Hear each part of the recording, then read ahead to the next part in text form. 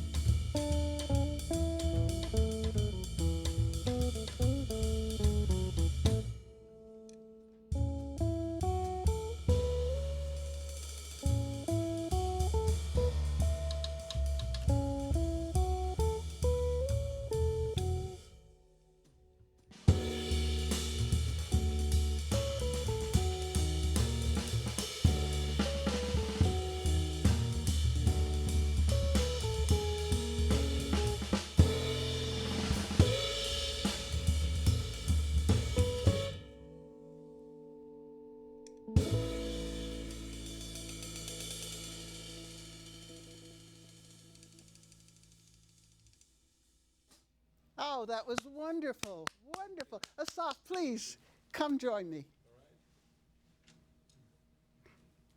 That's an original tune, isn't it? Yes. You wrote it, Yeah, composed it, arranged it? Yeah. Oh, gee, hi. Hey. Nice to see you. Nice to see you too. Please have a seat. Thanks for having Be me. comfortable. Oh, it's a pleasure. I always love it when guests are willing to come back. Very much. This is really very nice. Now, well, you haven't had that much time to come back, though, because you've been doing a lot of touring lately, haven't you? Yeah. As always, trying to keep busy. As always, that is not a common situation for musicians these days. Yeah. I have to say. You are very lucky. Yeah. that And you- hardworking, lucky. Do you arrange fine. your own tours? Yeah. You don't have an agent. You don't work with. No. Oh, gee. Yeah. Yeah. Exactly. That's really, really nice. Now, you were in Canada, Bulgaria, Serbia? Yeah. All those. Yeah. Now, were those for festivals or? Yes, basically festivals. We did festivals, we did some workshops, we did, I think, some clubs. I'm trying to recall the events. But yeah, basically festivals, Well, usually. I was reading some remarks, articles that were written about you, and you were described as a musical storyteller. Okay. Describe what that actually means. Yeah, I don't know. Whoever wrote it, he needs to describe. No, Yeah. but I mean, you take actual experiences in your life and sort of compose and a music. lot of times, it's happening from a feeling I have, or from a From an thought, or from an experience or experience, something that happened, or something imaginary. Sometimes also. You have imaginary friends. Yeah. Yeah. Or Also the some last piece. scenario. Yeah, but I think one piece that you're going to play, I think it's Saba, which Yeah, is the last Hebrew one, for yeah. grandfather. Yes, exactly. Oh, okay. So you can tell us a little bit about that, because that does explain and addresses the storytelling aspect Yes, of yes. your writing. So would you please introduce to us these wonderful musicians that you brought with you this evening? Okay, yeah, I'll be happy to. So we have on double bass Yoni Marianer, and we have on drums Peter Traunmueller. Well, welcome to the show, both of you. It's so nice to have you here. Yoni, let's start with you. You can just take that mic. Hi. Okay, great. Now, first of all, welcome to the show. Thanks for having us. You've spent a lot of time here in the U.S. and in Israel. Right. And is Israel your home? Yeah, that's where I grew up. And did you study? Did you start your studies there? Yeah, there's a program, a school in Israel, where you do 2 years in that school and then 2 years in Berkeley, and you get your degree. That's what I did. You got a scholarship to Berkeley, didn't you? Yeah. Congratulations. Thank you. Now, but you were actually born, you weren't born in Israel, though, were you? No, I was born in New Mexico, Los Alamos. Oh, my gosh. So you're very bilingual. Well, I moved to Israel when I was 3, so I didn't really catch You a lot didn't of come English. there speaking Spanish, or No, none of that. No. but you do understand Hebrew. Yeah. A little All right. bit. Well, you did your main studying, though, in Israel or here in the States? I would say half and half. And has the bass always been your instrument? I started from playing guitar, but pretty fast I moved to bass, yeah. I must tell you, it's one of my favorite instruments. My brother plays the bass. So I am partial to bass players. Although I did have a sister who played the guitar, Assaf. So, yes. And there's always a drummer in the family. Our Right. director started out drumming. I think he still has his drum set. So if I just did want to ask you, though, one more quick question. What's the jazz scene like in Israel at this point? Well, it's a small country, so there's not a ton of clubs It's a to small, play in. big country.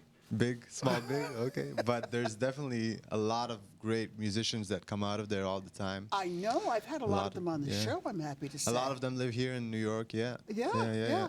This is wonderful. Yeah. Well, I would like to talk to Peter. For sure. Peter, it's interesting, too. I was watching you before we started, and you were over here drumming on a chair. Right. Yeah, right. It's very interesting because one of the drummers that we've had on the show several times comes with what seems like a 20-piece drum set and ends up finding a chair, a metal chair of some sort, to practice on. What's with that? I mean, no, the chair, I just like to warm up before the show. You know, maybe you saw me dancing around and do all kinds of stretching exercises. Because I really need to get my body in relation to the music. Yeah, I saw you know. stretching. Okay, Yeah, so it's just part of my warm-up routine, you know, to just, you know, be the best I can be when it comes to playing music. Well, you're very animated when you play. I mean, you're playing in a stationary position, but you're jumping all around the place. It's great. Yeah, I'm trying to dance because to me music is all about feeling it also in your body. You know, I'm trying to feel it more like in my heart than in my head, you know. And I want to like people feel it first of all. That's my mission. When I really you know? think I feel to feel really good, I'll put on music. And it can be in any genre, Right. whether it's chamber or jazz, Latin, it doesn't matter. It's just the feeling. Yeah, it has to music. feel good, you know, to me. Yeah, it does. Now, did you study piano at some time? I studied piano, but it was more like a secondary instrument. So my main instrument is still the drums, and I did it at university, but the professor was like, okay, you know, I realize you're a drummer, so do whatever you can on the piano, and it's fine. Now, where's home for you? I'm from Salzburg in Austria. Austria. Is there much jazz there? I mean, did you grow up in a musical family? Kind of. You know, my father played guitar, more like as a hobby musician in wedding bands. So we had some good music also, like the Beatles and Count Basie Orchestra. And and I would say Salzburg is a very small... Was Count Basie popular at that time in Austria? Or just his recordings? I don't know. I think maybe his recordings, his big band recordings. Yeah. And I mean, before you came here, did you play much in jazz festivals or concerts or clubs? I didn't travel that much. I was pretty much in Austria, but I traveled around the country a lot. I mostly played smaller clubs and venues and a few festivals, but not too much, to be honest. So there's not that much. It's not that popular. I mean, you know, in Austria is a very small country too, like Israel. So you might want to go like to the rest of Europe, which I didn't do that much, but it's starting to happen now for me. So. Well, it's interesting because my brother started on the drums, and then he went to the piano and settled on the bass. Right. So it seems like sometimes you go to different instruments before you settle on one that just really grabs you. So did you play the electric bass at one time? Ah, that's wonderful. That's wonderful. Well, it's just so nice to have you both here on the show. Thank you for bringing them. And now you are doing a lot of composing and arranging and I know that you love to arrange. You really do play with the timing of your music, and I love it. And it's just really nice to have you experiment with that kind of time signature. So what I'd like you to do, if you would please, play another piece for us. Okay. And what will it be? This is going to be, you talked about arranging. We're going to do Old Devil Moon, which is a very known jazz standard that I arranged. Surprisingly. Well, I'm very curious to hear. If you just go right back over there. There's a few things there with time, like you said, so you nailed me. Well, you know, you can go get your guitar and get ready, because having danced at one time, I got very adjusted to different time signatures and different rhythms. And especially where the ballet is concerned, which I studied, you also have a lot of different time signatures when you play. So do either of you do much arranging or composing yourselves? I do some composing, a little bit of arranging. I don't know about. I'm trying to, but I'm very self-critical, so...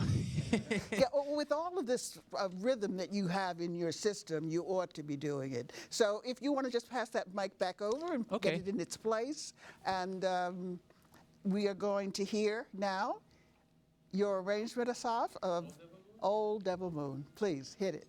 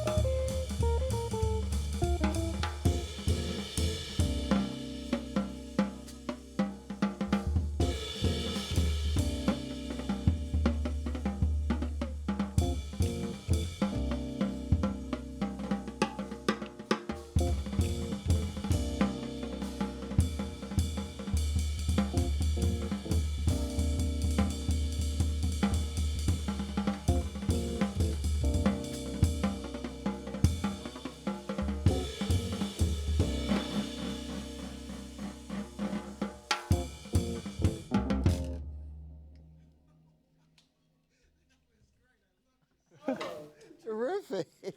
You really get into this, don't you? You are so animated. It's wonderful. It is really wonderful. You have some albums out. I see we have them here, and you can stay there if you want. Just tell us what is, are you working on a fourth album? Yeah, working on the fourth. Actually, my little son, the first song, is going to be on the fourth one. Now, the one that you just played, The Old Devil Moon, that's by, gonna probably also going to be on what the is fourth that? one. Burton Lane wrote Yes. that. And you arranged it. Yeah. A really interesting arrangement. I love it. Thanks. I love it. And tell us about the albums. How long did it take you to put the album together? Yeah, usually it's like 1 year, maybe between 1 and 2 to just gather materials. I'm trying to do it organically, so I'm not really pushing myself necessarily to write every day or that, but you know, over a period of time, I play live shows, and then I compose something, bring it to the show. I arrange something, bring it to the show, and then kind of after 1 or 2 years of being on the road and playing shows, I'm like, okay, this and this and this I want to be on the album, and then just make a date with a between recording that, and then there's the other parts, mixing, mastering, so it takes a little bit more. So let's say every between 2 and 3 years there's one out, because also mastering and Now, are they production. are they on a theme in particular? Because one, it's called Naked. Yes. That's Do the you last one. Now, this is a 6:30 show that goes on. So, is this something that you could describe? Yeah, actually, How you yeah. came up with Naked? Yeah, totally, yeah. When actually I perform, sometimes give master classes at schools, and sometimes like little kids, sometimes religious places. So sometimes I introduce the album also. It's the main song from the album, Naked. I introduce it as Exposed, because that's basically what it is. It is basically being exposed to You're other people, the man and also standing on the hill with the wind blowing in your face. that's exactly the picture. It was exactly that. Yeah. Okay. Well, this has been wonderful. And when your fourth one comes out, I hope you'll debut it here on our show. Of course. Yeah. Wonderful. It's recorded Wonderful. now, so that's a deal. Terrific, terrific, terrific. Well, believe it or not, we are closing in on time. Okay. So, but I do want to hear one more piece from you. Great. So at this point, I'd just like to say thank you for being here. It's a pleasure. Thank you. It's been so nice to have you and Yoni and Peter as our guests this evening. And you're really great. Really great. And I also want to say thank you to our crew, and thank you to our director, who's my son, Ed, and a very, very special thanks to Rich here at Manhattan Neighborhood Network for making this show possible. You have been watching Minding Your Business, the show for just incredibly talented, unique business and musical entrepreneurs. It takes a lot of business workings in order to put something like this together, which you know. And I'm your host, June Middleton, and see yourself where you want to be, because it pays off. It's a lot of work, but you can do it. So in the time, and I do hope you'll join us again, and in the time that we have left, there's another piece that you wrote, Song for Saba. And Saba is a Hebrew word meaning grandfather. Yes. All right, and this is dedicated to your late grandfather. My late, yeah. Well, this is wonderful. So please, if you will, take us out, close our show with your last piece, Song for Sabra. Yeah. Just want to also invite people to go to my website. Probably it's going to be at the end of the show, but to find more about the CDs, about upcoming shows, because that's really important for us. Absolutely. People get Absolutely. involved. And All right, so go All right right. ahead.